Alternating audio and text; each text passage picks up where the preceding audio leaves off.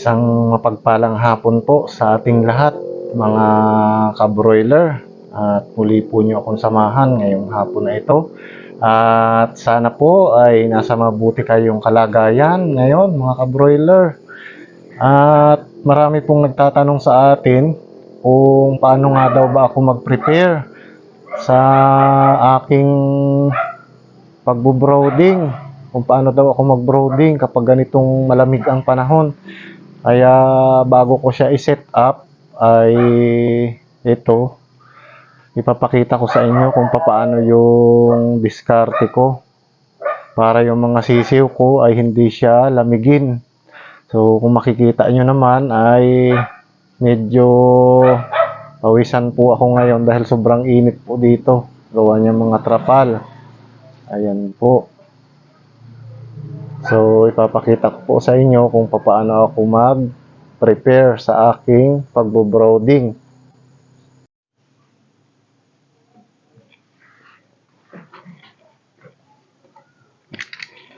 So, ayan po. Unahin po natin itong mga sako.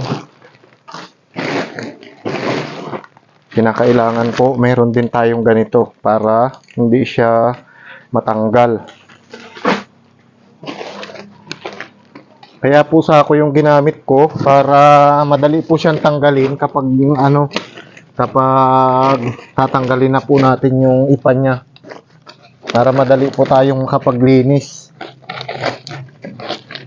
Para hindi po tayo mahirapan.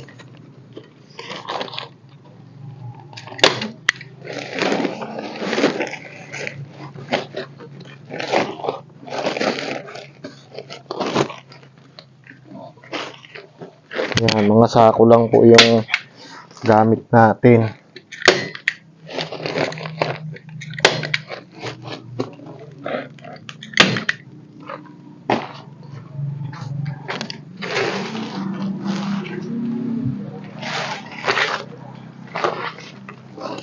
Medyo matrabaho lang nga po talaga kapag ganitong ipa po yung ating gamit.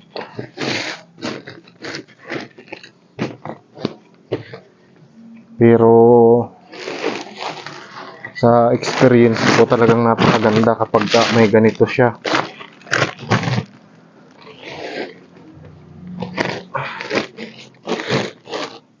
Kumbaga hindi masyadong lalamigin ang mga sisiw.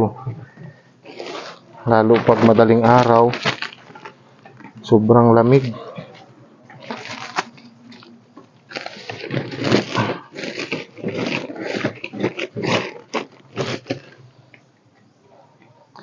Pag nilamig po kasi ang sisiw, isa din yan sa nakakapagpabagal ng paglaki. Kaya kinakailangan yung init niya. Hindi po basta-basta mawawala yung init niya.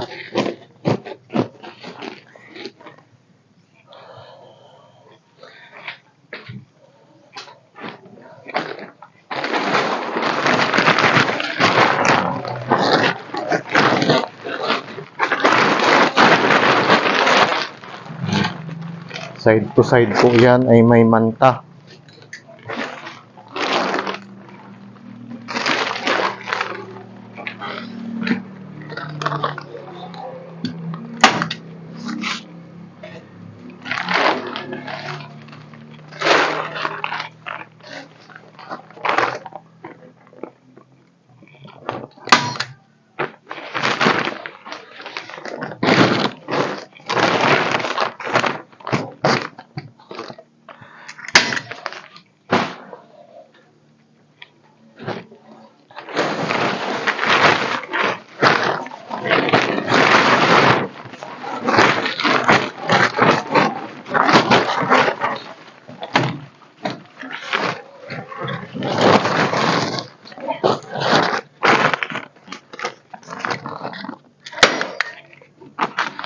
Ayan, sa mga nagtatanong po kung paano ako mag-prepare, ganito lang po.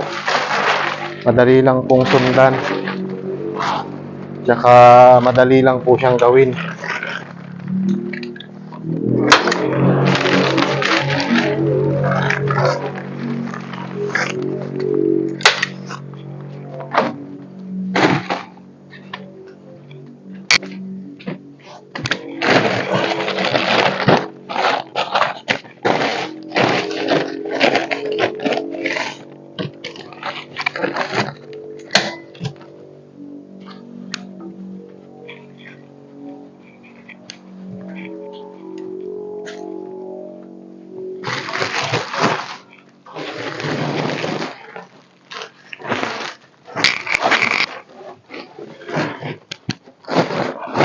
Yan, latag lang po natin ang ilatag ang mga sako.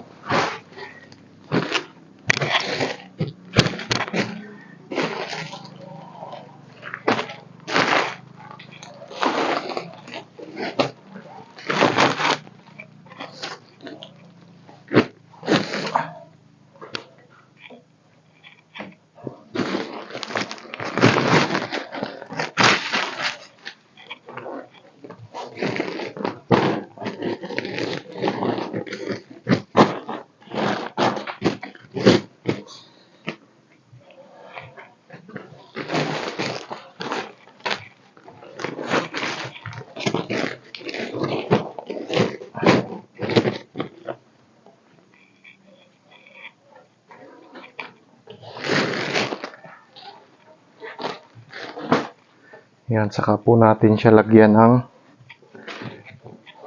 talagang hindi pa po sarado ang broodingan ay napakainit na kaagad. Bali, ang gagamitin ko lang po muna na ipa ay isang sako lang muna.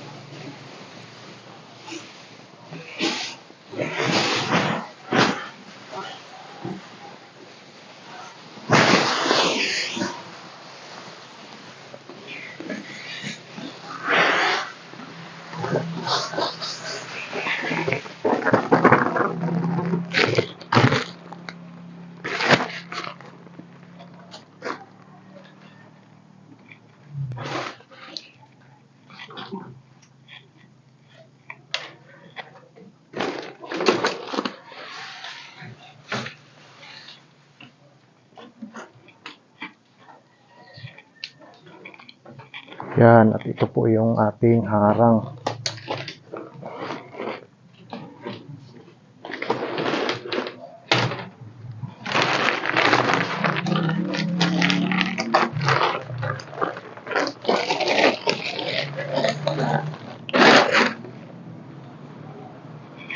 Medyo maliit lang po yung inano ko na space kasi bago pa lang po sila. Saka ko na po sila paluluwangan kapag yung medyo malakas na yung ano nila, yung katawan nila.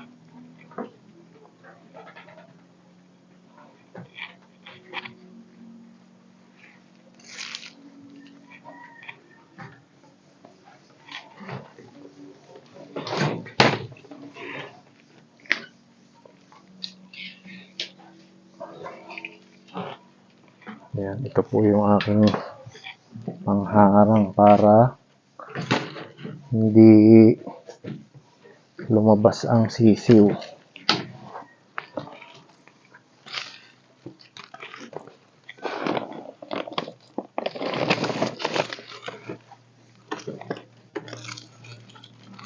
Kasi importante po talaga yung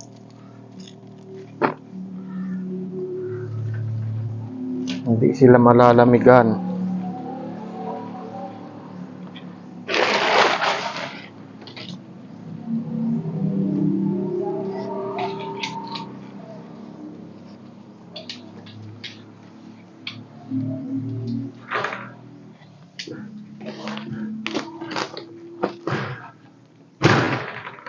Yan, kasi po bukas may darating na po ako na sisiw. Yun po ang ilalagay ko dito.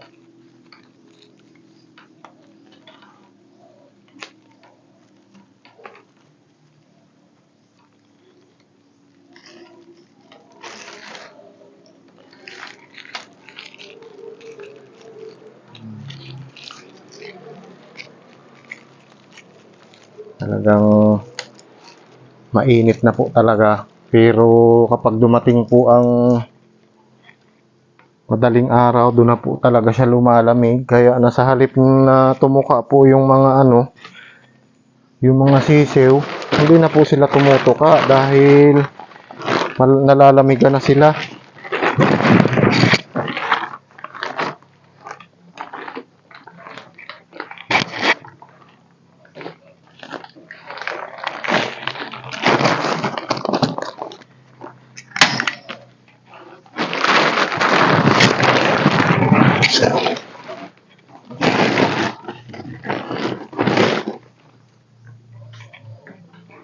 Ayan, ganyan lang po siya kasimple. Gumawa ng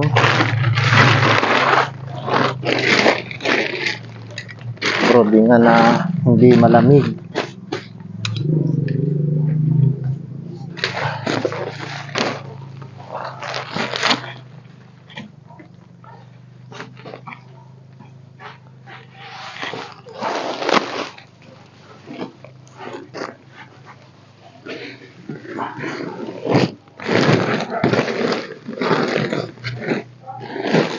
Yan, kung marami po kayong sako, yan.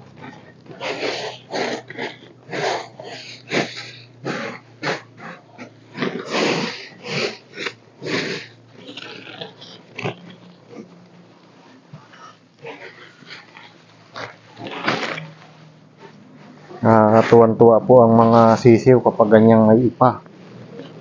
Talagang pagdating po niyan, talagang laruan-laruan po sila.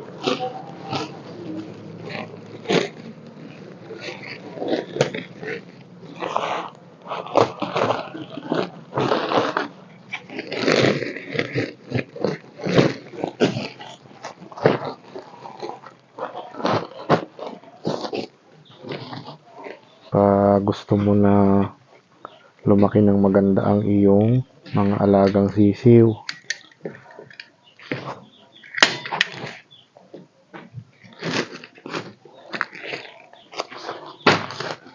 Ayan, medyo mainit na kaagad sa loob.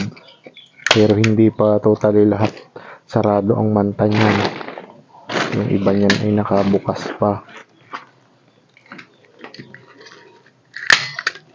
Yan ang isa kong technique, kaya ang mga sisiw ko, mabilis lang talaga sila lumaki. Kaya mabilis lang ako makapag-harvest ng aking mga alagang broilers. Tsaka napakabigat nila. Kaya tuwan-tuwa yung aking buyer. Kasi gustong-gusto niya yung yung malalaki. Kasi kapag kinatay nila tapos medyo maliliit yung manok, ang laki kasi ng sa resiko noon kasi tatanggalan ng balahibo. Yun. Kapag yung malalaki, talagang solid na ang bigat niya, may mabawas man na resiko doon, kunting-kunti na lang. Kaya doon sila bumabawi. Kaya tuwang-tuwa yung aking buyer. At ito na, preparado na ang ating broodingan. Ayan, nakaset up na din po mga kabroiler ang ating ilaw. Ayan, yan po ang ginagamit ko kasi mas maganda magbigay po yan ng init. Talagang solid ang binibigay niya na init. At ganyan po kataas ang ilaw ko kapag bago pa lang.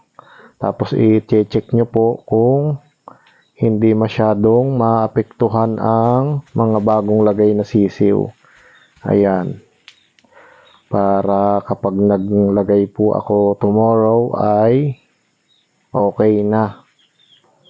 Naka-prepare na lahat.